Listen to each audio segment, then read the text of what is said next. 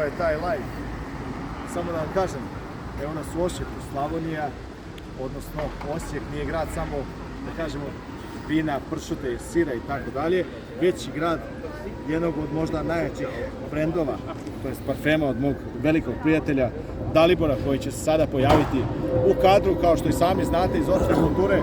Prvi tramvaj je došao ovde u Osijek, ali eto, istorija se ponavlja posle 120 godina. Imamo i prve parfeme koji će osvojiti celo Evropu. Postaje ambasador parfema Cita Power Blend za Srbiju.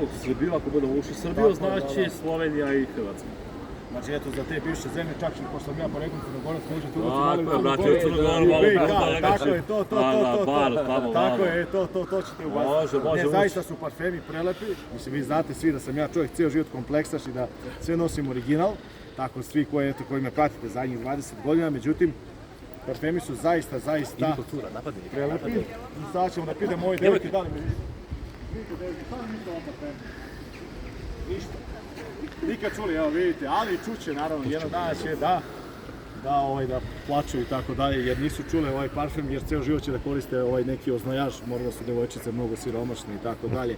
Moramo humoricu da ih isprozivamo jer ovo je nemoguće, ali evo kao što i sami vidite, evo ovaj parfem unisex, ovo mogu znači da koriste i muškarci i ženice i ovaj karamel vanila, mislim, meni jedan i drugi su zaista onako osvežavajuće karaktere i ono što je jako bitna stvar, dosta su postojni, oni su dosta dugo drže, tako da eto, parfem koji stavite, ja kažem kakav je to parfem ako ispari za nekih 2-3 sata, ovo su parfemi koji maltene eto 24 sata su na vašoj odeći, odnosno na vašoj koži. Volim vas vaš Vuk Đuričić i zapratite mog prijatelja Parfemi Boj.